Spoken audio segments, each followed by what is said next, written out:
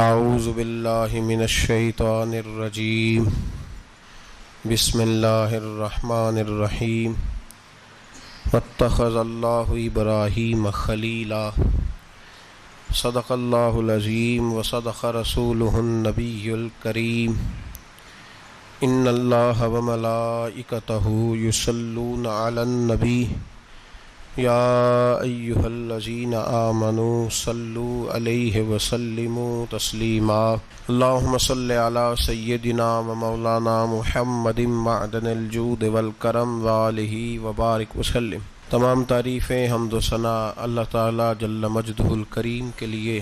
زاں بعد درود و سلام نبی محترم شفیع محتشم آقا کل ختم رسول دانائے سبل احمد مجتبیٰ جناب حضرت محمد مصطفیٰ صلی اللہ تعالی علیہ وسلم کی ذات والا صفات کے لیے حمد و صلات کے بعد، عزیز دوستو، بزرگوں اور بھائیوں، حضرت سیدنا ابراہیم خلیل اللہ علی نبینا و علیہ الصلاۃ والسلام کا تذکرہ قرآن مجید نے کئی جگہوں پہ بیان فرمایا ہے۔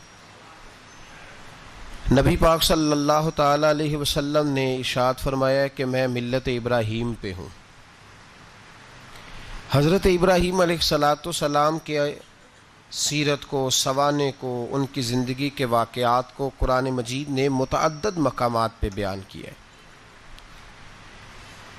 انبیاء کرام علیہم السلام 1,24,000 کم و بیش ہوئے، لیکن دین اسلام میں نبی پاک علیہ السلام کی امت میں جو مقام حضرت ابراہیم کا ہے وہ بس انہی کا ہے۔ ان کی زندگی ایک بڑی خوبصورت، بڑی منفرد اور مسلمانوں کے لیے بڑی اسوہ نور دینے والی زندگی ہے۔ نبی پاک صلی اللہ علیہ وسلم نے فرمایا میں اپنے باپ حضرت ابراہیم کی دعا بن کے دنیا میں آیا ہوں۔ اور پھر محبوب پاک سید عالم صلی اللہ تعالی علیہ وسلم نے اپنی امت میں بھی جناب ابراہیم کے طریقے کو جاری رکھا۔ صحابہ نے قربانی کے بارے میں حضور سے پوچھا ما ہذہ الاضحیہ، یا رسول اللہ صلی اللہ علیہ وسلم یہ قربانی کیا ہے؟ تو فرمایا سنت ابیکم ابراہیم، یہ تمہارے باپ حضرت ابراہیم کا طریقہ ہے، یہ تمہارے باپ حضرت، حالانکہ قربانی نبی پاک صلی اللہ علیہ وسلم کا بھی طریقہ ہے، لیکن فرمایا تمہارے باپ حضرت ابراہیم کے ذکر کو باقی رکھا۔ اللہم صلی علی محمد وعلی آل محمد کما صلیت علی ابراہیم وعلی آل ابراہیم، ان کے تذکرے کو باقی رکھا دین کے اندر۔ حضرت ابراہیم بڑی امتیازی شان والے نبی ہیں، بڑی امتیازی شان والے۔ رب کریم کا وہ دوست جس نے کوئی چیز بچا کے نہیں رکھی، ہر شے ہی اپنے رب کی بارگاہ میں پیش کر دی۔ چند چیزوں سے انسان کو بڑا پیار ہوتا ہے، گھر اسے بڑا پیارا ہوتا ہے، وہ بڑا خوبصورت ہوٹل، 5 اسٹار ہوٹل میں رہا، وہ اسلام آباد گیا، کسی سفر پہ گیا تو بڑے اعلیٰ قسم کے اس کو کھانے ملے، بڑی چیزیں ملی، لیکن کبھی دائیں کروٹ کبھی بائیں کروٹ۔ تو ساتھ بیڈ پہ دوست تھا تو اس نے کہا صاحب سو جاؤ، تو اس نے کہا یار جو مزہ اپنے گھر میں سونے کا ہے وہ کسی اور جگہ تھوڑی ہے۔ گھر بڑا پیارا ہوتا ہے، انسان کو لگاؤ ہوتا ہے، جس بے تکلفی سے، سکون سے، آرام سے انسان اپنے گھر میں وقت بتاتا ہے کہیں اور مشکل ہو جاتا ہے۔ دوسرا، انسان کو اولاد بڑی پیاری ہوتی ہے، بڑی عجیب شے، نہ ہو تب بھی بڑا دکھ ہے، اور ہونے کے بعد بھی اس کی بڑی آزمائشیں، یہ بڑی ایک میٹھی چیز ہے۔ اولاد ایک بڑا عجیب سا میوہ ہے، پتہ نہیں یہ کس انجیکشن کا نام ہے کہ چھاتی پر چڑھ جائے تو اللہ سکون عطا فرما دیتا ہے، پتہ نہیں کس ٹھنڈی دولت کا نام رب کریم نے اولاد رکھا ہے، بڑی پیاری ہوتی ہے اولاد۔ پھر تیسری چیز انسان کی اپنی جان ہے، اور یہ اتنی قیمتی شے ہے کہ اللہ کریم نے فرمایا کہ اگر تیری گردن پہ کوئی آدمی پستول رکھ کے، تلوار تیرے گلے پہ رکھ کے کہے نا کہ رب کا انکار کر دے ورنہ مار دوں گا، تو فرمایا وقتی طور پہ میری ذات کا انکار کر پر جان بچا جا۔ اگر تو مرنے کے قریب ہو گیا ہے اور حرام شے کھائے بغیر تو بچ نہیں سکتا، مر جائے گا، تو فرمایا چل تو اس طرح کر، حرام کھا کے جان بچا، پر جان بچانا فرض ہے، ضروری ہے۔ وطن بڑا پیارا، اولاد بڑی پیاری، جان بڑی پیاری، پر حضرت ابراہیم سے رب کریم نے فرمایا چل ابراہیم کوئی چیز دے، تو کہا یا اللہ تینوں ہی تیرے نام پہ قربان کرتا ہوں، تیری ہوئی ساری، ہر شے تیری۔ حضرت ابراہیم نے دین کے لیے، آپ شہر بابل کے قریب پیدا ہوئے تھے، وہاں سے مصر آئے، مصر سے فلسطین آئے، اور فلسطین سے آ کر کے کعبہ آباد فرمایا۔ زندگی سفروں میں گزری، سفر ایک تکلیف والی چیز ہے، پر حضرت ابراہیم نے وطن چھوڑ دیا، گھر چھوڑ دیا۔ جان بڑی عزیز ہوتی ہے اصل میں نا، جب انسان جد و جہد کرتا ہے نا دین کے لیے، تو اس کے راستے میں بڑی چیزیں آتی ہیں، کبھی اولاد، کبھی گھر، کبھی باہر، کبھی حکومتیں، کبھی سیاستیں، کبھی چدراہٹیں، اس کے راستے میں بڑا کچھ آتا ہے، اور اسے ہر چیز کو فیس کرنا پڑتا ہے۔ گھر کے اندر بھی جنگ ہوتی ہے اور گھر کے باہر بھی لڑائی ہوتی ہے، یہ آسان ہے ہی نہیں۔ ہم تو خیر ہتھیار چھوڑ کے پھینکنے والے لوگ ہیں، ہم بھولے بھالے لوگ ہیں، ہم کہتے ہیں میں نے تو کہا تھا مہندی نہ کرو، پر بیٹے نہیں مانے، تو بھولے جو ہوئے۔ اسی طرح حالانکہ اگر وہ بیٹا کہے نا کہ ابا جی لاؤ زندگی میں سارا کچھ میرے نام کرو، تو پھر ہم بھولے نہیں ہوتے، اور اس وقت ہم تیز ہوتے ہیں، کہتے ہیں یہ کیسے ہو سکتا ہے، ہاتھ کاٹ کے دے دوں۔ اس وقت نہیں، دین کے معاملے میں بھولے ہوتے ہیں۔ بیٹا بد مذہب کے پاس جا رہا ہے تو اس وقت ہم بھولے بھالے ہیں، کوئی عرض نہیں، لیکن اگر وہ اپنی پسند کی شادی کرے ہمیں کراس کر کے، پھر ساتھ ہی ہم تیز ہو جاتے ہیں۔ تو حضرت ابراہیم نے جب دین کے لیے نکلے تو جد و جہد کی، گھر کے اندر بھی گھر کے باہر بھی۔ آپ کے والد کا نام طارق ہے، وہ توحید پرست تھے، ایماندار تھے، پرہیزگار تھے۔ آپ کے چچا کا نام آزر ہے، وہ بت پرست تھے، بت بیچا کرتے تھے۔ حضرت سیدنا ابراہیم علیہ السلام جب میدان عمل میں نکلے تو حضرت ابراہیم علیہ السلام نے اپنے گھر سے جہاد شروع کیا، لڑنا پڑا۔ گھر کے اصولوں سے چچا نے جو رواج بنائے ہوئے تھے اس رواج سے ٹکرائے، فرمایا میں اپنے گھر کے اندر یہ بت پرستی نہیں ہونے دیں گا۔ چچا کو ایک دفعہ نہیں، بار بار 100 دفعہ سمجھایا۔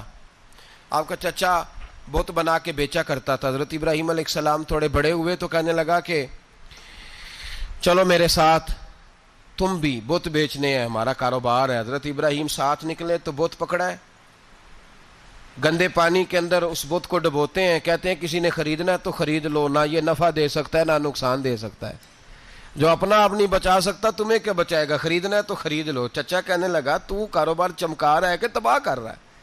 گھر میں بڑے معاملات خراب ہوئے، جھگڑے ہوئے، لیکن حضرت ابراہیم علیہ السلام ایک منٹ کے لیے بھی اپنے گھر کے اندر بھی کمپرومائز کرنے کو تیار۔ یہ تھوڑا مشکل میں نے پہلو چھیڑ دیا ہے، یہ تھوڑا مشکل پہلو چھیڑ دیا ہے۔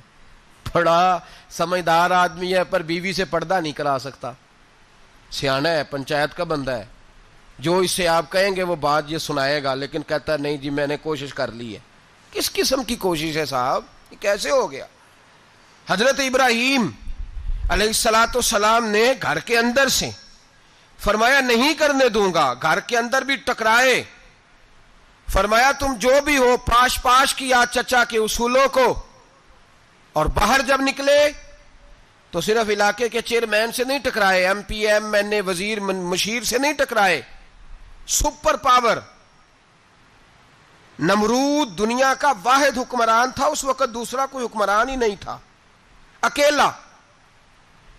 اکیلے حکمران سے جا کر ٹکرائے، کوئی ساتھ فوج نہیں تھی، کوئی ساتھ ان کے طاقت بظاہر دنیا داری کی کوئی نہیں تھی، پر حضرت ابراہیم جا کے ٹکرائے، اور میرے رسول پاک صلی اللہ علیہ وسلم نے سند بیان کی، فرمایا افضل الجہاد کلمۃ الحق عند سلطان الجابر، فرمایا سب سے افضل جہاد یہ ہے کہ تو ظالم بادشاہ کے سامنے کھڑے ہو کے حق بات بیان کر دے، یہ سب سے بڑا جہاد ہے، یہ سب سے افضل الجہاد کلمۃ الحق عند سلطان الجابر، سب سے بڑا جہاد۔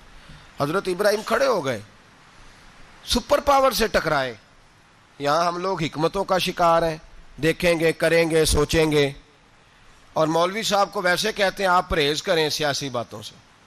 بھئی اللہ کے ہر نبی نے جا کے وقت کے ظالم حکمران کو لتاڑا ہے, للکارا ہے. یہ تو مشن انبیاء ہے. حضرت سیدنا ابراہیم علیہ السلام نے جو اس کو جا کے کہا کہ تو جھوٹ بولتا ہے, تو جھوٹا ہے, تو خدائی کا دعویٰ کرتا ہے, تو بہت بڑا ظالم ہے. اور قرآن مجید نے اس ساری بات کو بیان فرمایا ہے. حضرت ابراہیم علیہ السلام سے کہنے لگا میں رب ہوں. تو آپ نے فرمایا میرا رب تو وہ ہے جو زندہ کرتا اور مارتا ہے. تو پھر آپ حق بات بیان کریں گے تو اللہ مارے گا کہ بندہ مارے گا؟ کچھ بھی نہیں ہوتا, کیونکہ زندگی موت کس کے ہاتھ میں ہے؟ اللہ کے ہاتھ میں. زندگی موت اللہ, کچھ بھی نہیں ہوتا. انسان صحیح سمت کا تعین کرے اور صحیح چلے. حضرت علی شیر خدا سے کسی نے کہا تھا کہ آپ کے بڑی دشمنی ہے, کوئی محافظ رکھ لیں. آپ فرمانے لگے موت خود بہت بڑی محافظ ہے, وقت سے پہلے آتی ہی نہیں. بڑی محافظ ہے, وقت سے پہلے. علامہ نورانی رحمۃ اللہ تعالی علیہ کراچی جیسے شہر میں رہا کرتے تھے, جہاں گام گام پہ خطرہ تھا. لوگوں نے کہا حضرت اتنے بڑے لیڈر ہو, آپ کی جماعت کی 62 سیٹیں ہوئی قومی اسمبلی میں, ایک ایسا وقت بھی آیا تو کوئی ایک آدمی بندوق والا. آپ فرمانے لگے مجھے ضرورت ہی نہیں, اس لیے کہ جس خدا رسول کے لیے میں نکلا ہوں وہ خود ہی حفاظت کرنے والے ہیں, ضرورت نہیں ان چیزوں. تو بھائی حضرت ابراہیم ٹکرائے, اور آپ کا انداز کیا ہے؟ جا کے کہا کہ تو نہیں, خدا وہ ہے جو زندہ کرتا. اور اس نے ایک بیوقوفوں جیسی دلیل دی. ایک آدمی کو کل پھانسی دینی تھی تو اس کو بلایا, کہنے لگا تجھے کب پھانسی ہے؟ اس نے کہا کل. کہنے لگا جا تجھے آزاد کیا, زندگی دی, اس کو چھٹی دے دی. ایک عام آدمی بیچارہ بیٹھا تھا, اس کو پکڑ کے نا کہنے لگا اس کی گردن اڑا دو. کہنے لگا دیکھ لو میں بھی زندہ کرتا اور مارتا ہوں, وہ جو کل مرنے والا تھا میں نے زندہ کر دیا ہے, اور جس کو پتہ ہی نہیں تھا کہ میں نے مرنا ہے اسے پکڑ کے میں نے مار دیا ہے. یہ بیوقوفوں جیسی دلیل ہے. حضرت سیدنا ابراہیم علیہ السلام چاہتے تو اسی وقت دلیل توڑ دیتے کہ تو کیا بیوقوفوں جیسی بات کر رہا ہے, اگر تو زندگی دیتا ہے تو مرے ہوئے میں جان ڈال کے دے جس کو تو نے مارا ہے. لیکن حضرت ابراہیم نے دیکھا کہ بیوقوف ہے, بیوقوفوں سے بحث نہیں ہوتی, دلیل بدل لی جاتی ہے, ان کی عقل کے مطابق بات کی جاتی ہے. حضرت ابراہیم فرمانے لگے میرا رب وہ ہے جو سورج مشرق سے نکالتا ہے اور مغرب میں غروب کرتا ہے. تو اگر رب ہے تو تو مغرب سے نکال کے مشرق میں غروب کر. فبہت الذی کفر, کافر لاجواب ہو گیا, اس کے پاس اس چیز کا کوئی جواب نہیں تھا. علامہ اسماعیل حقی نے خوبصورت فقرہ لکھا ہے, خوبصورت, جان ڈال دی ایک جملہ کہہ کے. حضرت سیدنا علامہ اسماعیل حقی رحمۃ اللہ علیہ فرمانے لگے چونکہ نمرود بیوقوفوں جیسی باتیں کر رہا تھا, اگر وہ یہ کہہ دیتا نا کہ میں سورج کو نکالتا ہوں مشرق سے, میں غروب کرتا ہوں معاذ اللہ مغرب میں نکالتا ہوں, تو آپ اپنے رب سے کہیے کہ وہ مغرب سے نکال کے مشرق میں غروب کرے. علامہ اسماعیل حقی فرماتے ہیں رب کریم کی آواز قدرت تھی, مالک حضرت ابراہیم علیہ السلام کے اس, اگر وہ کہہ دیتا اور حضرت ابراہیم دعا کر دیتے تو رب کریم نے فرشتوں کو تیار بٹھایا ہوا تھا. فرمایا اگر یہ کہہ دے میرے خلیل سے کہ سورج مغرب سے نکال کے مشرق میں غروب کرنا ہے تو تیار رہنا, جس طرح خلیل کہیں گے ویسے ہی کر دیں گے. واتخذ اللہ ابراہیم خلیلا, ابراہیم ہمارا دوست جو ہوا, جیسے کہے گا ویسے کر دیں گے. حضرت سیدنا ابراہیم علیہ السلام کی باتوں کا جب جواب نہ دے سکا, دلیل نہیں بندہ دیتا, پھر لڑائی کرتا ہے, پھر جھوٹے موٹے اعتراض کرتا ہے. دلیل ختم ہوتی ہے تو لوگ ذاتیات پہ اترتے ہیں, کہتے ہیں یہ کھانستا صحیح نہیں, دیکھتا صحیح نہیں. دلیل ختم, اب ذاتیات پہ اترے, کہنے لگے مجھے پتہ چلا ہے کہ یہ فلانی جگہ گیا تھا تو وہاں جا کے اس نے اس طرح کیا ہے. پھر لوگ ذاتیات پہ اترتے ہیں, جب دلیل کا جواب دلیل سے نہیں دے پاتے پھر ذاتیات پر اتر کر حملے کرتے ہیں. حضرت ابراہیم کے دلائل کا جواب نمرود نہ دے سکا تو کہنے لگا کہ اس کو آگ میں ڈال دو. قوم گئی ہوئی تھی ساری, آپ نے بات سنی ہوئی ہے, میں نے صرف اشارہ دینا ہے, میلے پہ. تو حضرت سیدنا ابراہیم علیہ السلام نے سارے بت توڑ دیے, کلاڑا بڑے بت کی گردن پہ رکھا. واپس آئے, کہنے لگے بت کس نے توڑے ہیں؟ تو فرمایا اس سے پوچھ لو جس کی گردن پہ کلاڑا ہے. کہنے لگے یہ تو بول ہی نہیں سکتا. تو فرمانے لگے بڑے بیوقوف ہو جو بولتا ہی نہیں, سنتا ہی نہیں, اپنا آپ نہیں بچا سکتا, اس کی پوجا کرتے ہو. کہنے لگے پکڑو, دلیلیں ختم ہو گئی, اس کو آگ میں ڈالو. بہت بڑی حویلی 45 فٹ مربع پہ مشتمل ایک حویلی بنائی گئی اور 45 فٹ اونچی. مختلف روایات علامہ اسماعیل حقی کہتے ہیں کہ 3 مہینے تک نمرود نے کہا کہ اس کے اندر لکڑیاں ڈالو. لوگ پوچھنے لگے کتنی دنیا جلانی ہے؟ کہنے لگا بندہ تو ایک جلانا ہے، پر بندہ بڑا تگڑا ہے، ایک بندہ. 3 مہینے لکڑیاں ڈالی گئیں. اور لوگوں کی جو تہمات ہوتی ہیں نا وہ بڑی عجیب ہوتی ہیں. تہمات میں نے بڑی تفصیل سے رمضان المبارک میں گفتگو کی تھی. بدشگونی تہمات لوگ لیتے ہیں. اس وقت بھی لوگ تہمات کا شکار ہو گئے. عقیدہ بگڑ جاتا ہے تو وہ عجیب و غریب باتیں کرنے لگتا ہے. تہمات کا شکار ہو گئے. بیبیاں نظر مانتی میں بیمار ہوں، اگر صحیح ہو گئی تو اتنے من لکڑی دوں گی حضرت ابراہیم کی آگ جلانے کے لیے. ایک عورت لے کے جا رہی ہے لکڑیاں، تو ایک نیک دل آدمی نے اس سے پوچھا کہاں جا رہی ہو؟ کہنے لگی میں نے منت مانی تھی تو حضرت ابراہیم علیہ الصلوۃ والسلام کو معاذ اللہ جلانے کے لیے لکڑیاں لے کے جا رہی ہوں. تو وہ رب کریم کے بندے کہنے لگے تو ڈھونڈتی رہے گی، تجھے وہ جگہ ملے گی نہیں. وہ بی بی کئی مہینے گھومتی رہی، جگہ ہی نہیں ملی جہاں لکڑیاں ڈالنی تھی، ماری گئی. تہمات کا شکار ہوئے بہت سارے لوگ. تہمات کا بھائی، تہمات دین کے اندر منع ہے. تہمات دین میں کوئی نظر ماننا، کوئی کسی بزرگ کے مزار پہ جا کے سالے ثواب کے لیے کوئی چیز ماننا، یہ تو درست ہوا. لیکن غیر شرعی نظریں مان لینا کہ میں آگ کے گرد چکر لگاؤں گا، میں جناب وہاں جا کے یہ والا تماشا کروں گا، میں دھاگا باندھوں گا، میں رسا کاٹوں گا، میں وہاں گندے اور سے پانی پیوں گا، ان کی شریعت اجازت؟ یہ تہمات ہیں، بدشگونی ہے. دین میں ان کی کوئی گنجائش؟ آپ نظر ماننے سے پہلے بھی کسی عالم سے رابطہ کریں کہ میں منت مانگنے لگا ہوں تو کیسے ماننی چاہیے، اس کا طریقہ پوچھیں. ایسے ہی غلط چیز کی منت تھوڑی مان لی جائے گی. بہرحال آمدام برسر مطلب حضرت ابراہیم کے لیے آگ جلائی گئی. 45 فٹ اونچی آگ ہے، پرندہ بھی اوپر سے گزرتا ہے تو نیچے گر جاتا ہے جل کے. اتنے دن لگا کے آگ جلائی گئی. اب حضرت ابراہیم کو جلایا جانے لگا ہے. یہاں تو موجیں ہے نا، جو کسی ادارے کا سربراہ ہے اس کے لیے موج ہے، کسی جگہ آفیسر بن گیا تو موج ہے، پیر صاحب کے لیے موج ہے، علامہ صاحب کے لیے موج ہے، خطیب صاحب کے لیے موج ہے. جلنا کس کو پڑتا ہے؟ وہ علی کوئی نہیں رہا اللہ ماشاء اللہ. وہ لوگ گزر گئے جو تکلیفیں سہ کے کام کرتے تھے، گزر گیا زمانہ.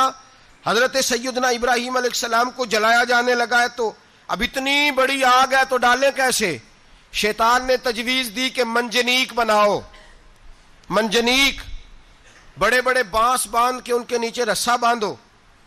وہ جس طرح جھولنے کے لیے جھولا بنایا جاتا ہے، اس طرح ایک منجنیق پرانے زمانے میں اس میں پتھر رکھ کے پھینکے جاتے تھے دشمنوں پہ. وہ منجنیق بنائی گئی کہ دور سے حضرت ابراہیم کو پھینکیں گے. ہاتھ حضرت ابراہیم کے باندھ دیے، پاؤں مبارک باندھ دیے. پوری زمین پہ ایک نام لینے والا خدا کا، اور اس کو آج رسیوں میں جکڑا ہوا ہے. جب پھینکا جانے لگا نا آگ میں، حوریں رونے لگیں، فرشتے تڑپنے لگے، اے اللہ یہ کیا ہونے لگا ہے؟ ایک تیرا خلیل اور وہ بھی آگ میں. فرمایا جاؤ جا کے اس سے کہو اگر تمہاری مدد لیتا ہے تو اسے بچاؤ. ہوا کا فرشتہ آیا، کہا ابراہیم اگر تو کہے. او بھائی، ان چیزوں کو کہانی سمجھ کے نہ سنا کریں، یہ داستان نہیں، یہ وہ طریقے ہیں جو ہمارے رسول نے ہمیں اپنانے کا حکم ارشاد فرمایا ہے. جو عقیدے، یہ وہ نظریات ہیں جو ہمیں اوڑھنے کو کہا گیا. اپنے رب کریم کی رضا پہ راضی رہنے کے یہ وہ خوبصورت مواقع ہیں صوفیاء نے جن کو بنا کر سمجھا کر ہم تک پہنچایا ہے. یہ ہے اہل طریقت کی باتیں. وہ کہتے ہیں یار جس حال میں رکھے راضی رہنا ہے. حضرت ابراہیم علیہ السلام کو پھینکا جا رہا ہے، فرشتہ آیا، اے اللہ کے خلیل اگر حکم دو تو اتنی ہوا چلاؤں کہ نمرودی جل جائیں سارے، آگ ان پہ پھینک دی جائے. آپ نے فرمایا تو جا، تجھ سے مجھے کوئی کام نہیں. تھوڑی دیر کے بعد پانی کا فرشتہ آیا، کہا حضور اتنی بارش برساؤں گا کہ آگ بجھ جائے گی. فرمایا تو جا، تجھ سے کوئی کام نہیں. اب جب منجنیق میں رکھ دیے گئے، آگ میں جانے کا لمحہ ہے، تیاری ہے، حضرت جبریل امین حاضر خدمت ہوئے. کہا ابراہیم کوئی حاجت؟ فرمایا تجھ سے کوئی نہیں. کہا چلو مجھ سے نہیں تو رب کریم سے ہی بات کر لو، مجھے پتا ہے میں چھوٹا ہوں، آپ مجھ سے مدد کیوں لو گے، رب کریم سے ہی بات کر لیں. تو حضرت ابراہیم کہنے لگے جبریل یہ بتا، رب کو نہیں پتا اس کا خلیل کس حال میں ہے، اسے نہیں پتا میں کس حال میں ہوں. میرے ہاتھ بندھے ہیں، پیر بندھے ہیں آگ میں، اسے نہیں پتا؟ بتایا تو اسے جاتا ہے جسے خبر نہ ہو. تو اگر اسے پتا ہے تو اگر وہ جلانے پہ راضی ہے تو میں بھی جلنے کو تیار ہوں، میں تیار ہوں، میں تیار ہوں. اسے کہو ٹھیک ہے. حضرت سیدنا ابراہیم علیہ السلام کو منجنیق میں ڈال کے جو پھینکا آگ میں، یا نار کونی بردم و سلاما علی ابراہیم، اللہ نے فرمایا اے آگ میرے ابراہیم پہ ٹھنڈی بھی ہو جا اور سلامتی والی بھی ہو جا. حضرت ابراہیم کو 2 فرشتوں نے بٹھا دیا زمین پہ. پھول کھلے ہیں، کونپلیں مہک رہی ہیں، کلیاں خوشبو دے رہی ہیں. حضرت ابراہیم نے سر سجدے میں رکھ دیا. سبحان اللہ والحمد للہ ولا الہ الا اللہ واللہ اکبر. حضرت ابراہیم اللہ کی تسبیح پڑھنے لگے، رب کریم کا شکر بجا لانے لگے. نکلے وہاں سے، کچھ دن گزر گئے، نکلے، حکم ہو گیا ابراہیم علاقہ چھوڑ دو. حضرت ابراہیم علیہ السلام وہاں سے نکل کے مصر آئے، چچا کے پاس ٹھہرے. انہوں نے اپنی بیٹی جناب سارہ کا نکاح کر دیا. کچھ آگے بڑھے تو ایک ظالم بادشاہ سے ٹکرائے. اس نے ایک شہزادی، ایک بادشاہ کی بیٹی قید کی ہوئی تھی، جناب ہاجرہ نام تھا. ان کو قید سے چھڑا کے ساتھ لائے. حضرت لوط علیہ السلام بھی ساتھ. یہ 4 لوگوں کا قافلہ چلا، فلسطین میں جا کے پڑاؤ ڈالا، گھر بار چھوڑا، تبلیغ شروع ہوئی. حضرت ابراہیم کے گھر میں 2 خواتین ہیں، ایک آپ کی بیوی ہیں، ایک حضرت ہاجرہ ہے. اولاد کوئی نہیں. بڑا میوہ ہے میٹھا. گھر وہی آباد ہوتا ہے جس میں بچے روتے ہیں، گھر ہوتا ہی وہ ہے جس میں بچوں کی چنچناہٹ ہوتی ہے، بھن بھناہٹ ہوتی ہے. حضرت ابراہیم نے ایک بچہ روتے ہوئے دیکھا تو آنکھوں میں آنسو آئے، کہنے لگے ربی حب لی من الصالحین، یا اللہ مجھے بھی نیک اولاد عطا کر دے. حضرت سارہ نے سن لیا، کہنے لگی ابراہیم شاید میرے بطن سے تو آپ کو نصیب نہیں، ہاجرہ سے نکاح کر لو. جناب ہاجرہ سے نکاح ہوا. اللہ تو بڑا بے نیاز ہے، رب کریم نے حضرت اسماعیل جیسا خوبصورت بیٹا عطا فرمایا. بیٹا کالا سیاہ بھی ہو تو سینے کی ٹھنڈک ہوتا ہے، پر یہ تو وہ بیٹا ہے جس کی پیشانی میں نور محمدی چمکتا ہے صلی اللہ علیہ وسلم. حضرت سیدنا اسماعیل علیہ اتنے خوبصورت. اب جس بیوی کے ہاں بیٹا تھا، بیٹھنا اٹھنا بھی زیادہ اس کے پاس، آنا جانا بھی اس کے پاس، توجہ ادھر ہو گئی. جناب سارہ رشک کرنے لگی. ایک دن کہنے لگی اسے چھوڑ آ جنگل میں، وادی غیر ذی زرع، مکے کے پاس. بھائی ایک بیٹا عالم دین بنا لو. کہنے لگا روٹی کہاں سے کھائے گا؟ تیرے 5 بیٹے ہیں، کو حافظ قرآن بنا، کہتے روٹی کہاں سے کھائے گا؟ وہ بچہ بھی کہتا ہے میں کہاں سے کھاؤں گا. حضرت ابراہیم علیہ السلام تو چند مہینے کا بچہ چھوڑ آئے، تو کہاں سے روٹی کھائی حضرت اسماعیل نے؟ کہاں سے کھائی ان کی اماں نے روٹی؟ بھوکے مر جاتے ہیں یہ سارے.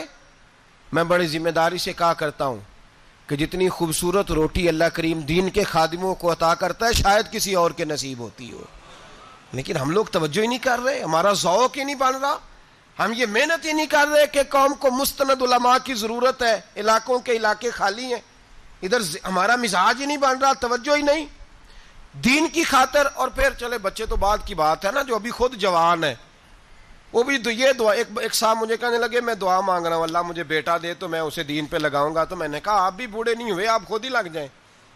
بیٹا تو ابھی آئے گا تو لگے گا نا. تو آپ تو اس وقت ہے تو آپ تو پہلے لگے نا صاحب، 2 گھنٹے تو نکال کے آئے، دین سیکھنے کو کافی ہے. آپ اتنی لمبی سوچ رہے ہیں کہ بچہ آئے گا تو بڑا ہوگا تو وہ جائے گا تو دیکھی جائے گی. ابھی تو آپ ہیں تو آپ تو آؤ. حضرت ابراہیم نے بچہ وہاں چھوڑا. یہاں سے جو عمرہ کرنے لوگ جاتے ہیں نا، جو حج کرنے جاتے ہیں، ان کو پتہ ہے کہ وہاں دنیا کی ہر نعمت ملتی ہے، پھر بھی ڈبل ٹرپل پیسے لوگ جیبوں میں ڈال کے جاتے ہیں. حضرت ابراہیم جب وہاں لے کے گئے تو کوئی انسان نہیں تھا، پانی کا قطرہ نہیں تھا، 2 کلو کھجوریں، ایک مشکیزہ. بیوی کو تھمایا. ہمارے گھر میں ہزاروں چیزیں پڑی ہیں لیکن وہ جو توکل ہے نا وہ ختم ہو گیا ہے. اللہ دے گا، حلال حلال پہ قناعت کرے، جائز جائز پہ بھروسہ کرے، رب کریم عطا کرنے والا ہے، وہ مزاج ختم ہو گیا.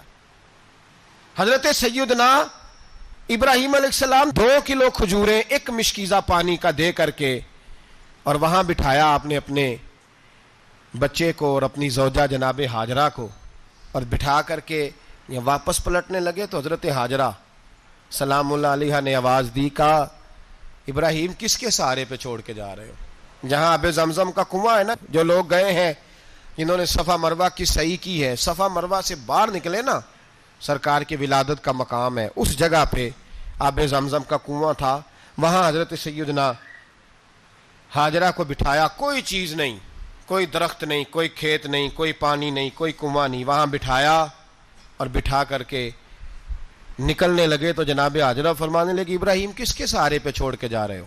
کہنے لگی اللہ کے سہارے پہ.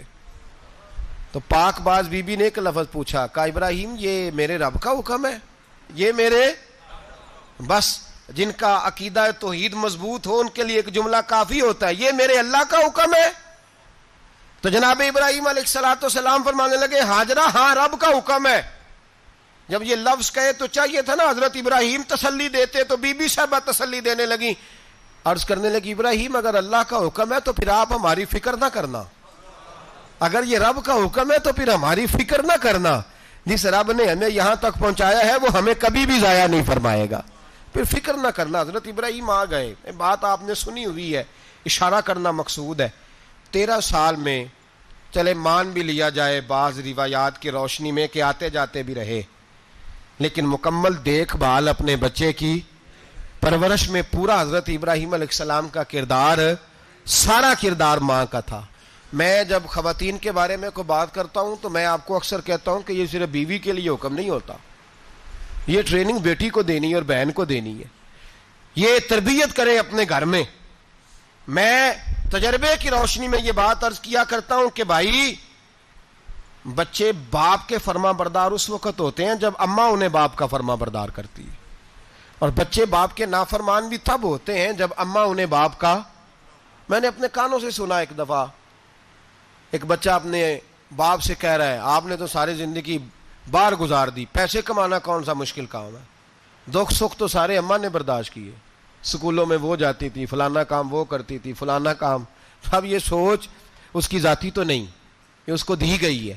اور اگر اس کو یہ سوچ دے دی جائے کہ اماں کہے کہ میں تو اپنوں میں رہی ساری زندگی، میں نے تو اپنوں میں وقت گزارا، اور تیرا باپ تو کئی دفعہ جنازے بھی نہیں پڑھ سکا، اس نے تو ماں باپ ایسے دفن کر دیے، وہ اگر یہ سوچ فراہم کرے تو پھر بچہ باپ کا فرما بردار ہوتا ہے. اور یہ والی روایتیں ہم بیوی کو سناتے ہیں، حالانکہ کس کو سنانی چاہیے؟ بولیے. بہن اور بیٹی کو. بہن اور بیٹی کو سنائیں یہ باتیں، ان کو سمجھائیں تاکہ آگے جا کے وہ جو گھر ترتیب دیں وہ گھر بڑا عمدہ اور نکھرا ہوا ہو. حضرت سیدنا ابراہیم 13 سال کے بعد آئے، چونکہ گھر میں اللہ تبارک و تعالیٰ کی دوستی کا چرچا تھا، اللہ تبارک و تعالیٰ کی محبوبیت کا غلبہ تھا. 13 سال کے بعد فلما بالغ معہ سعیا، بیٹا جب اتنا بڑا ہوا کہ سال چلنے لگا تو حضرت ابراہیم نے اپنے بیٹے کو بلا کے کہا بیٹا مجھے خواب آئی ہے، میں تجھے ذبح کر رہا ہوں، تیری کیا رضا ہے؟ تو حضرت اسماعیل کہنے لگے یا ابت افعل ما تؤمر، ابا جی اللہ جیسے حکم دیتا ہے میرے ساتھ ویسے ہی کریں، جیسے اللہ حکم دیتا ہے ویسے ہی، بولیے، ویسے ہی کریں. حضرت ہاجرہ کو کہا کہ ایک دوست نے دعوت کی ہے تو وہاں جا رہے ہیں. بی بی مطمئن ہے، تفصیلات کی ضرورت نہیں، ختم بات، اعتبار ہے، مطمئن ہو گئی. شیطان پیچھے سے آیا اماں کے پاس. ذرا تھوڑی دیر کے لیے تصور جمائیے، یہاں تو پڑوسن آ کے کوئی بات بتا دیتی ہے خاوند کے بارے میں تو کئی مہینے جھگڑا جاری رہتا ہے، پڑوسن محلے دار. شیطان نے آ کے بتایا لفظ کیا ہے؟ کہا حضرت تمہیں پتہ ہے کہاں جا رہے؟ کہا دوست کی دعوت میں. تو کہنے لگے دوست کون ہے؟ رب کریم. اور ابراہیم کا خیال ہے کہ اس رب نے مجھے حکم دیا ہے کہ میں ذبح کروں. تو حضرت ہاجرہ کہنے لگی کبھی باپ بھی بیٹے ذبح کرتے ہیں؟ شیطان کہنے لگا ان کا خیال ہے کہ ان کے رب نے حکم دیا ہے. تو جناب ہاجرہ فرمانے لگی اگر رب نے حکم دیا تو پھر تو مجھے شیطان لگتا ہے، تو مجھے شیطان لگتا ہے. کہا کیا مطلب؟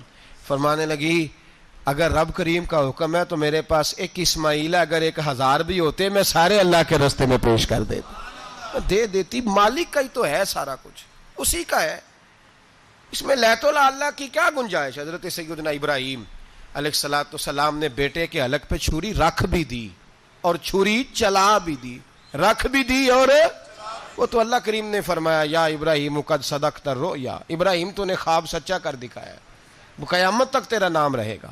حضرت ابراہیم نے وطن بھی دیا، جان بھی دی، بیٹا بھی. اللہ کریم نے دمبے دیے، فرمایا یہ فدیہ ہے. اب یہ قربانی قیامت تک حضرت ابراہیم کے طریقے کے مطابق جاری ہے. حضرت ابراہیم بہت بڑے مہمان نواز تھے, بہت بڑے. آپ جب مصر میں قیام تھا تو بڑے بڑے لمبے چوڑے لنگر پکتے تھے, لوگ آیا جایا کرتے تھے, بڑا تفصیل کے ساتھ کھانا ہوتا تھا. مہمان نوازی آپ کی خاص صفت مبارکہ ہے. ہمارے ہاں بھی مہمان نوازی ہوتی ہے امیروں کی, بلکہ اب تو مہمان نوازی اس طرح کی ہے کہ کل تیری میرے پاس دعوت ہے اور پرسوں میری تیرے پاس ہے.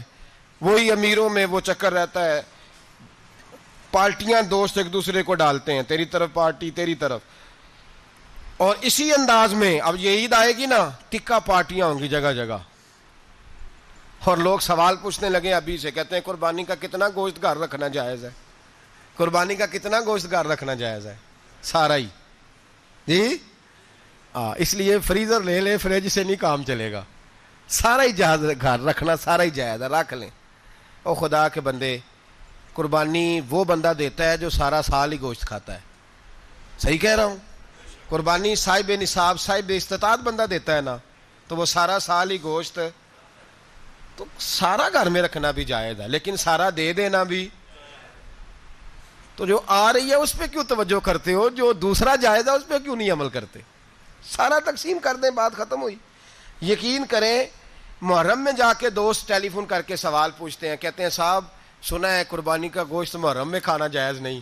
میں کہ نہیں, ربیع الاول چ بھی جائز جے, رجب رمضان تک کھاؤ, کوئی بندہ نہیں منع کرتا, اس لیے کہ کسی کو دینا تو پسند ہی نہیں. یا پھر اس میں سے جو خاص خاص چیزیں ہیں وہ اپنی فریج میں, اور باقی جو ہے وہ دوسروں کے لیے. یہ کیا طریقہ ہے ہمارا؟ اور اسی پہ عمل ہے. اللہ تبارک و تعالی ہمیں سمجھنے کی توفیق عطا فرمائے. حضرت ابراہیم بہت بڑے مہمان نواز تھے. صرف قربانی نہیں دیتے تھے, سارا سال بہت سارا لنگر, بہت سارا کھانا پینا, بہت ساری چیزیں جاری رہتی تھیں. اور جتنے غریب لوگ تھے فلسطین کے, ان کو پتا تھا کہ حضرت ابراہیم علیہ السلام کا لنگر جاری ہے. فلسطین میں جب آپ کا قیام تھا, ایک دفعہ ڈھیروں مہمان آ گئے اور کھانے کو کوئی چیز نہیں. حضرت سارہ اور جناب ہاجرہ دونوں اس وقت موجود تھیں. وہ کہنے لگی ابراہیم بہت سارے مہمان آ گئے ہیں تو کیا کریں؟ جناب سارہ کہنے لگی کس طرح کر کے ان کی مہمان نوازی کرنی. اور حالات یہ ہیں کہ قحط پڑا ہوا ہے فلسطین میں, مصر میں, دور دراز علاقوں میں.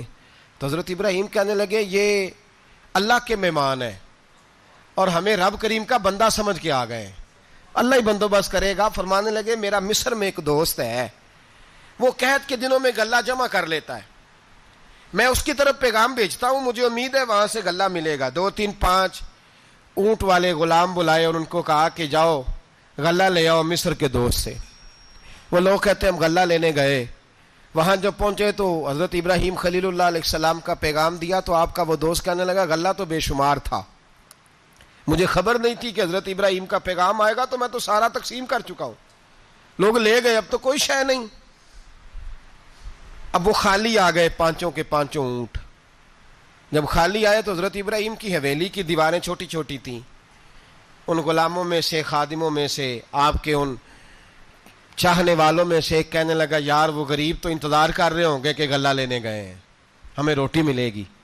چھوٹی چھوٹی دیواریں ہیں, وہ جب دیکھیں گے نا خالی آ گئے تو انہیں تکلیف ہوگی. اس طرح کرو بوریوں میں ریت بھر لیتے ہیں, ریت بھر کے لے جاتے ہیں, بعد میں اندر رکھ کے انہیں سمجھا بہلا لیں گے, یا حضرت ابراہیم کو بتائیں گے, وہ خود ہی ان لوگوں کی دل جوئی فرمائیں گے.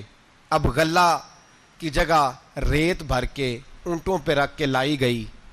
لا کے بوریاں جب رکھ دی گئیں, حضرت ابراہیم علیہ السلام دوپہر کے وقت آرام فرما رہے تھے.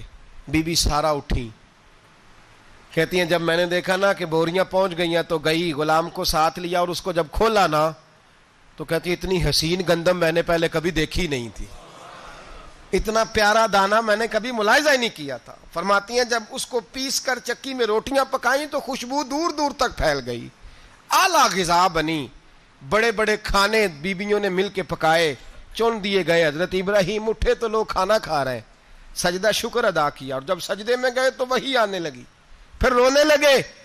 جب پلٹ کر باہر تشریف لائے تو جناب سارہ کہنے لگی ابراہیم تمہارا مصری یار بڑا اچھا ہے, اس نے اتنی اعلیٰ گندم بھیجی ہے کہ اتنی تو میں نے پیاری گندم کبھی دیکھی نہیں.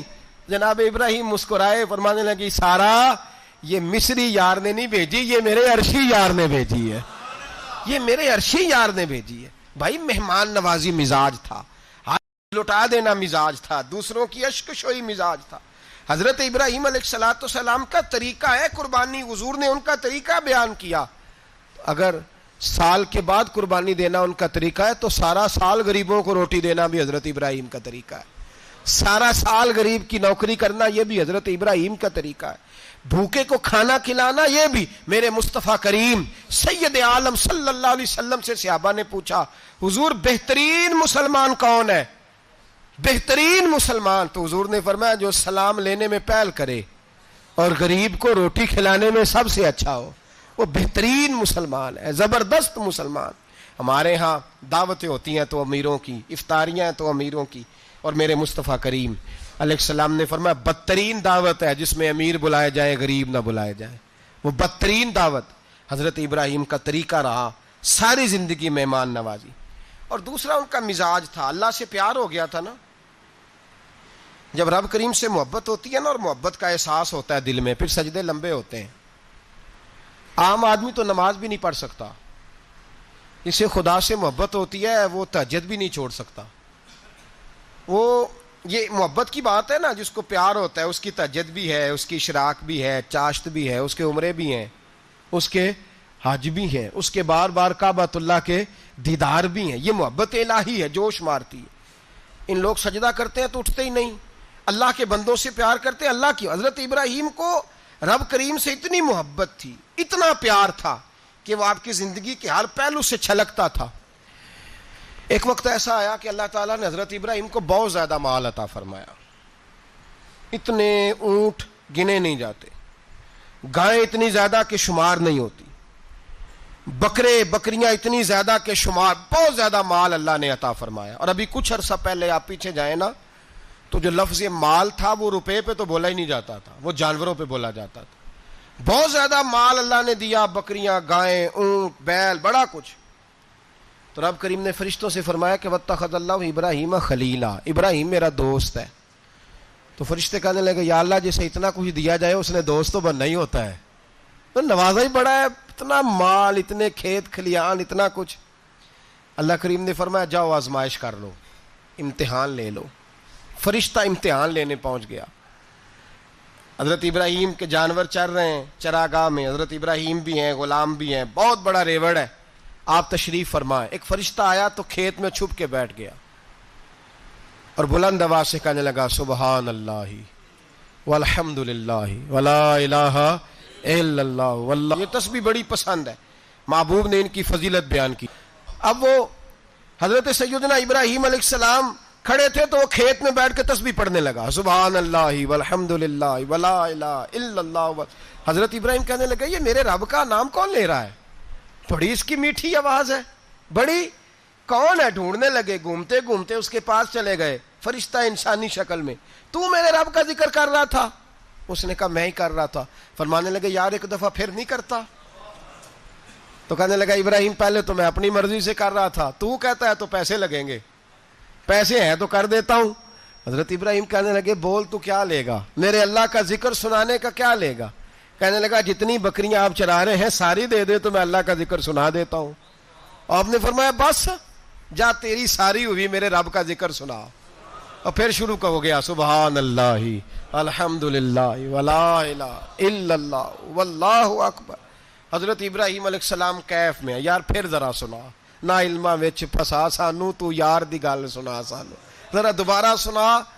پھر سنایا، ایک دفعہ پھر کہا، فرشتہ کہنے لگا بس جی آپ کے پیسے پورے ہو گئے۔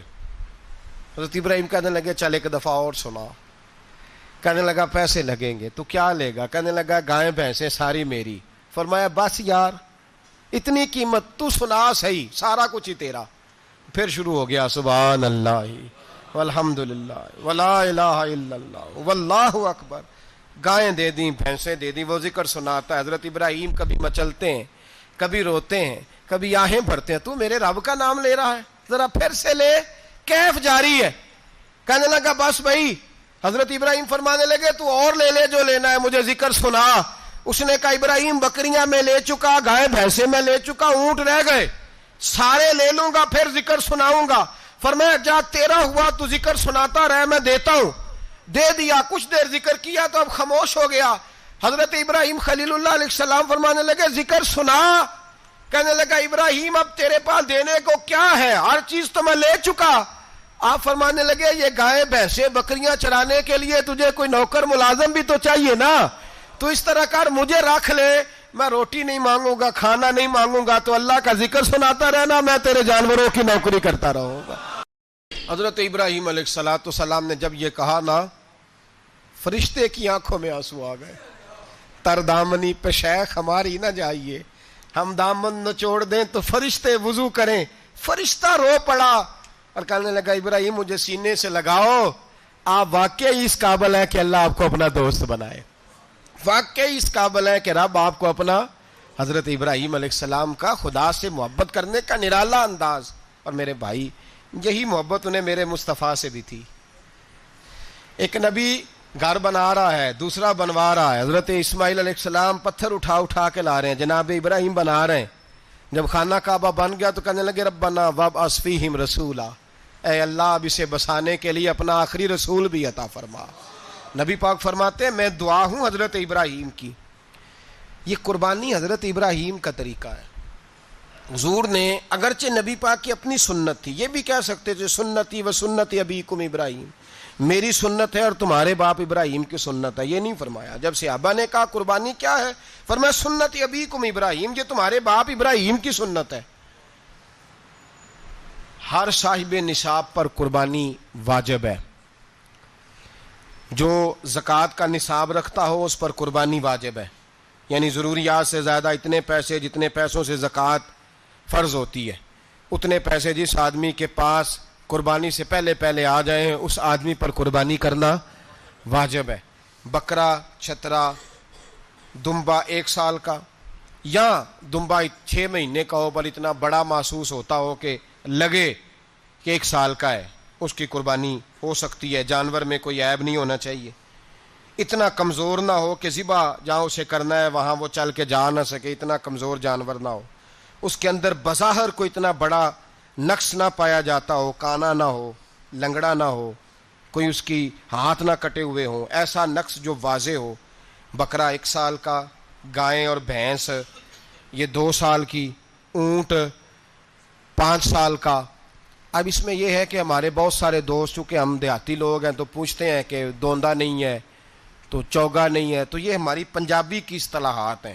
پنجابی کی شریعت اسلامیہ نے سال بتائے ہیں، یہ تو ہم نے اپنی آسانی کے لیے یا دیہاتوں میں جو ماحول تھا اس طرح کا جانور لیں، خوبصورت جانور لیں. جو نصاب ہے وہ بھی میں نے آپ کو بتایا. لیکن ایک اور پہلو بھی ہے، نبی پاک صلی اللہ علیہ وسلم پہ زکوٰۃ کبھی فرض نہیں ہوئی، کبھی حضور پہ زکوٰۃ فرض نہیں ہوئی. نبی پاک صلی اللہ علیہ وسلم کے پاس اتنا سرمایہ کبھی اکٹھا ہوا ہی نہیں کہ زکوٰۃ فرض ہو. لیکن نبی پاک کے صحابہ فرماتے ہیں کہ مدینے کے 10 سالوں میں اللہ کے رسول نے ہر سال قربانی فرمائی ہے، ہر سال قربانی دی. اور جس سال حضور حج کرنے گئے اس سال اللہ کے نبی نے 63 اونٹ ذبح فرمائے. اور حضور صلی اللہ علیہ وسلم جب اونٹ ذبح کرنے لگتے نا تو صحابہ کہتے ہیں اونٹ خود دوڑ کے حضور کے سامنے آ کے لیٹ جاتا اور نبی پاک اسے ذبح کرتے اور فرماتے ہیں ایک دوسرے کو دھکے دیتے اونٹ کے، پہلے میں نے جانا ہے ذبح ہونے کے لیے، پہلے میں نے. انہیں پتا تھا کہ جو مصطفیٰ کے ہاتھوں ذبح ہوگا وہ تو دائمی زندگی پا جائے گا، یہاں بھی وہاں بھی زندہ. 63 اونٹ ذبح کیے. ایک اونٹ میں کتنی قربانیاں ہوتی ہیں؟ 7. اب 63 کو 7 سے ضرب دو گے تو کتنی بنے گی؟ اور پھر نبی پاک صلی اللہ علیہ وسلم نے 10 سال مدینہ منورہ میں قربانی دی، ہر سال. اب وہ 63 اونٹ، ایک اونٹ میں 7 قربانیاں، ہر سال یہاں قربانی. اور مولا علی شیر خدا فرماتے ہیں نبی پاک 2 قربانیاں دیتے. میں نے کہا حضور 2 جانور ذبح کر رہے ہیں آپ، تو حضور نے فرمایا ایک میری طرف سے ایک میری امت کی طرف سے، غریبوں کی طرف سے. اور حضرت علی کو حضور نے وصیت فرمائی تو 2 دیا کرے گا. یا رسول اللہ صلی اللہ علیہ وسلم میں غلام ہوں، خادم ہوں. حضور نے فرمایا علی ایک تو نے اپنی دینی ہے، ایک میری طرف سے دینی ہے. 2 قربانیاں. مولا علی نے بھی ساری زندگی 2 قربانیاں دی. حضرت علی بھی مال کے نصاب نہیں تھے، اپنا مکان ہی نہیں تھا، کوئی کاروبار نہیں تھا، کئی دن فاقے رہتے تھے. پر قربانیاں کتنی دیتے تھے؟ 2۔ ہمارے پاس ویسے اگر سسرال میں، میکے میں، کزنوں میں کچھ شادی ہو جائے تو 50-60 ہزار کا خرچہ برابر ہے، وہ پکا ہے۔ اور قربانی کی باری غریب ہو گئے، سارے غریب ہو گئے، کہتے نہیں یہاں مشکل ہے۔ او خدا کے بندے، اللہ کے ساتھ تجارت کر، اس کے رستے میں 1 دے گا، رب تجھے 70 گنا اضافہ کے ساتھ عطا فرمائے گا۔ قربانی مال کے نصاب پہ ہے، کوشش کیا کریں کہ اللہ کے رستے میں جب دینا ہو پھر لیت اللہ سے بچیں، خوبصورت جانور لائیں جن کو اللہ نے توفیق دی ہے، ان کے لیے نصیحت ہے جن کو اللہ نے توفیق دی۔ میں نے اپنے حضرت صاحب کو دیکھا ہے، وہ کہتے تھے کئی جانور اللہ نے بڑا نوازا ہے، کہتے ایک میرا ہے، ایک میرے ماں کا، ایک میرے باپ کا ہے، ایک میرے فلاں استاد صاحب کا، ایک میرے پیر صاحب کا ہے، یہ جانور غوث اعظم جیلانی کا نام کا دے رہا ہوں۔ اور پھر ایک بڑا خوبصورت جانور بندہ ہوتا اور حضرت خود ان کو چارہ ڈال رہے ہوتے، تو حضور یہ کیا ہے؟ فرمانے لگے یہ میں رسول اللہ کے نام پہ قربان کروں گا، یہ نبی پاک کے نام پر قربان کیا جائے گا۔ جن کو اللہ نے حیثیت دی ہے وہ کوشش کریں اپنے محبوب کی طرف سے بھی قربانی کریں، نبی پاک کے نام کی قربانی دے، خوبصورت سا جانور پیارا، پھر اس کی خدمت ہو، پھر اس کی قربانی دی جائے اور نبی پاک کے نام پر قربانی دی جائے۔ حضور نے خود وصیت فرمائی حضرت ابو بکر صدیق کو، قربانی بڑا حسین عمل ہے، اور میرے نبی پاک صلی اللہ علیہ وسلم نے ناراضگی بھی فرمائی، ذرا خوگر حمد سے تھوڑا سا گلا بھی سن لے۔ میرے حبیب نے فرمایا جو طاقت کے باوجود قربانی نہ کرے وہ ہماری عیدگاہ میں عید کی نماز پڑھنے نہ آئے، وہ نہ آئے۔ اور یا رسول اللہ جو کرے گا، فرمایا قربانی کے جانور کا خون کا قطرہ بعد میں زمین پہ گرے گا، اللہ اس کے سارے گناہ پہلے معاف فرما دے گا، اللہ اس کے سارے گناہوں کو بخشے گا۔ قربانی کریں، خوبصورت انداز میں کریں، اللہ کی رضا کے لیے۔ بزرگوں نے لکھا ہے 3 حصے کرو گوشت کے، ایک گھر میں رکھو، ایک رشتہ داروں میں بانٹو، پڑوسیوں میں بانٹو، اور تیسرا فقط غریبوں کو دو۔ لیکن میں اکثر یہ سوچتا ہوں کہ ہمارے ہاں قربانی کرتا ہی وہ ہے جن کے گھر میں ہر جمعرات کو چھوٹا گوشت پکتا ہے، اور جن کے گھر میں ہفتے میں 3 دفعہ مرغی کا گوشت پکتا ہے، وہی تو قربانی دینے کے قابل ہوتے ہیں۔ تو وہ بھی اگر قربانی کے بکرے میں سے بھی تیسرا رکھنا چاہیں تو اجازت تو ہے، میں نے کہا سارا رکھنے کی بھی اجازت ہے، لیکن اگر آپ مہربانی کریں، کوشش کریں کہ یار ہم تو سارا سال ہی کھاتے ہیں، اور ہمارے یہاں جو گوشت تقسیم ہوتا ہے نا وہ بھی باری لگی ہوئی ہے، ادھر سے پلیٹ آئی تھی گوشت کی تو ادھر سے بھر کے چلی گئی، بھئی اس نے کی ہے، اس کو بار بار گوشت دینے کا کیا مطلب ہے؟ آپ یہ دیکھیں عزیزوں میں، رشتہ داروں میں، اور میں اگر تھوڑا سا آپ کی توجہ کرانے میں کامیاب ہو جاؤں تو سفید پوش لوگوں کو دیکھیں، کچھ سفید پوش ہیں، سفید پوش جن کے اوپر قرضے ہیں، بیماریوں نے جکڑ لیا ہے، گھر میں بڑے بڑے سخت مریض آ گئے ہیں، سفید پوش پہلے دیا کرتے تھے۔ آپ ان سے پوچھتے ہیں صاحب قربانی، تو بات کو ٹالتے ہیں، وہ کہتے ہیں سوچ رہا ہوں کوئی حصہ ڈال جائے، پردہ پوشی کرتے ہیں، کہتے ہیں کہیں حصہ رکھا ہوا، پردہ پوش۔ اکثر وہ لوگ قربانی نہیں دے پاتے، اکثر دیا کرتے تھے اب نہیں دے پا رہے، کیوں؟ اس لیے کہ مشکلات ایسی آ گئیں۔ ان لوگوں کا خیال کریں، ان کے گھروں تک گوشت پہنچا کے آئیں، ان پر توجہ کریں۔ وہ سفید پوش آدمی کبھی ذکر نہیں کرے گا۔ کچھ تو ایسے ہیں جو خود پہنچ جاتے ہیں کہ ہمیں گوشت دیا جائے، لیکن کچھ سفید پوش ہیں لا یسألون الناس الحافا، اللہ فرماتے کچھ لوگ لپٹ لپٹ کے سوال نہیں کرتے، سفید پوشی کا بھرم رکھتے ہیں، کا مزاج نہیں۔ ان کی طرف دیکھیں، اپنے رشتہ داروں کو دیکھیں، خاص کر ان رشتہ داروں کو دیکھیں جن کا آپ کو پتہ ہے کہ غریب ہیں، مجبور ہیں، ان کے گھروں میں گوشت بھیجیں۔ غریب بیٹیوں، غریب بہنوں کا خیال کریں، اس طرف متوجہ ہوں، ان کے ساتھ اس نے سلوک کریں، اس طرف آپ لوگ خیال کریں۔ اللہ ہمیں سمجھنے کی توفیق عطا فرمائے۔